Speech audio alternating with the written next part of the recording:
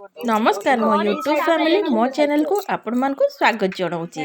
तो आज आसी जाइए मु आपण मान सहित शेयर करने मोर नेक्स्ट ब्लॉग आरंभ हो प्रीवियस ब्लॉग को कंटिन्यू करुचे से ब्लॉग टी तो आपंकर ब्लॉग तो आपने देखिथे जिते कौन हस मजा चलता तो एबे भी हस मजा कंटिन्यू होटा एंजॉय करनी नेक्स्ट आमर जहाँ भी रिचुअल थिला मुझे जनाऊँगी।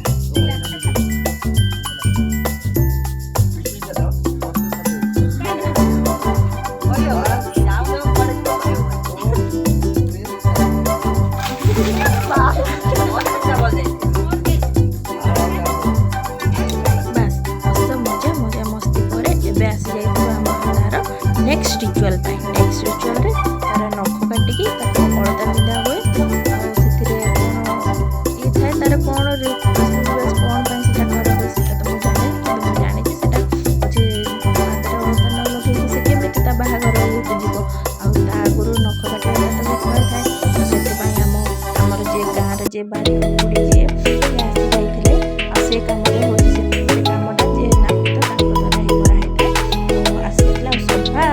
कमटा जे सब माने आरंभ घर सबुठ बड़ जी होता है तो आम घर तो सबुठ बड़ मो जेजेमा थी तो जेजेमा को डाकी प्रथम गोड़े नख काटुना आगुरी नख काटिकी लगा होता है तो खाली जस्ट छुई दौरान कि से छुई देवाटा ही पवित्र तो से जस्ट डेंगुरी थाए से छुई देकी मो जेजेमा पादरे आग अलता लगेदेले ता भितर चली थाए कि कथबार्ता भाउज मैंने अच्छा माने तो मजा मस्ती तो मुझे कही से तो हम ही मो जेजेमा सहित मो भाउज मैंने तो सब नातुणी जो बोहू हे तो सब भी लगी पड़ते जेजेमा को चिड़ेबारे से जेजेमा को चिड़ौ था मुझे से चिड़ा है कि मो जेजेमा मुझे मो जेजेमा सहित बहुत लगे बहुत चिड़ाई था तो सी भी से कथार कर दौ थाए हस मजा भितर गोड़े अलता लगेगा चली फास्ट से लगा दिया लगा जीव आम कन्या को मैंने आम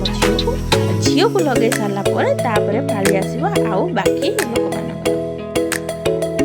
बयस ताले ताले जेजेमार हाथ भी केमी सब पंका टंका हो गला आंगुड़ी सब केमी पंका हो कौन कर बयस भी आसिक तो बहुत है ना 80 टपी गला जेजेमा तथा यही बयस से चला बुला कर बड़ कथा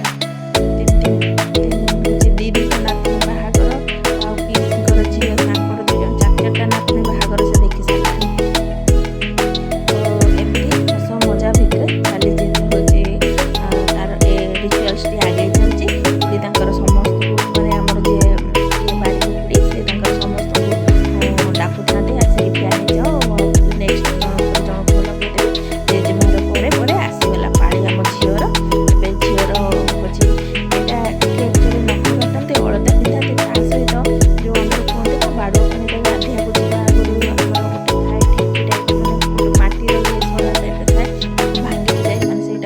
ବାଡ଼ୁଅ ଦୋଷ କଟିଲା ବୋଲି କହିକି ସେଟା ବି କରାହେଇଛି। ମୁଁ ଖାଲି ଅଳତା ଇଏଟା ଉଠେଇଛି। ଆଉ ନେକ୍ସଟ ଏପଟକୁ କାହିଁକିନା ଯେହେତୁ ଗାଁରେ ଯାଇକି ପହଞ୍ଚିକି ସବୁ କାମ ଫଟାଫଟ ହେଉଥାଏ ତ ମଝିରେ ମଝିରେ କିଛି କିଛି କାମ ପାଇଁ ମୁଁ ବି ବାହାରି ଯାଉଥାଏ ତ ଗୋଟେ ପଏଣ୍ଟରେ ସେଟା ବି ରେକର୍ଡ଼ କରିପାରିନି।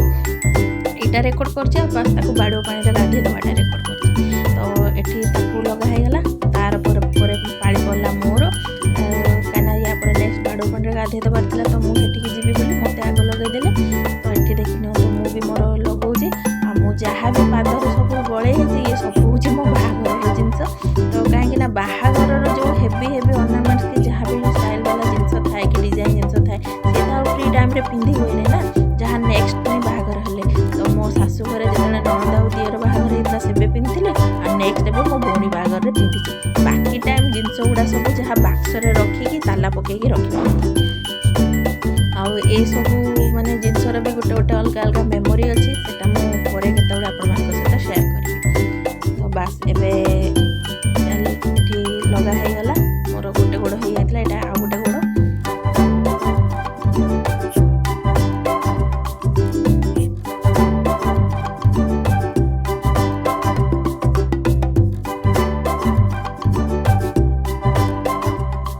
ଯେହେତୁ ତରତରରେ ଡାକୁଥିଲେ ବାହାରକୁ ଚାଲ ତାକୁ ଗାଧୋଇ ଦେବାର, କାହିଁକିନା ଝିଅ ବହୁତ ଟାଇମ୍ ପାଖାପାଖି ଅଧଘଣ୍ଟା ହେବ ଉଲ୍ଟା ସାଇଡ଼୍ରେ ଥିଲା ତ ତାକୁ ପୁଣି ନେକ୍ସଟ ପୁରା ଭଲସେ ଗାଧୋଇକି ଶୁଖିଲା ଶାଢ଼ୀ ଚେଞ୍ଜ କରିବାର ଥିଲା। ଆଉ ୟା ପରେ ନେକ୍ସଟ ରିଚୁଆଲ୍ ପାଇଁ ବି ତାକୁ ରେଡ଼ି ହେବାର ଥିଲା। ତ ସେଥିପାଇଁ ତରତର କଲେ ତ ମୁଁ ଫଟାଫଟ କ୍ୟାମେରାଟା ଧରେଇ ଦେଇ ଆସିଲି। ଆଉ ଗୋଟେ ସେଠି ଯେଉଁ କୁନି ବେବିଟା ଠିଆ ହେଇଥିଲା ତାକୁ ଧରେଇ ଦେଇ ଆସିଲି। ସିଏ ତାର ଓଲଟା ପୋଲଟା ଯାହା ପାରିଛି ଫଟୋ ଉଠେଇଛି, କିନ୍ତୁ ଯାହା ବି ଉଠିଛି ସେତିକି ବି ମୁଁ କାମ ଚଳେଇ ନେଲି। ଆଉ ଏଠି ଏବେ ଗାଧୁଆ ଚାଲିଛି ଝିଅକୁ ବାଡ଼ୁଅ ପାଣିରେ।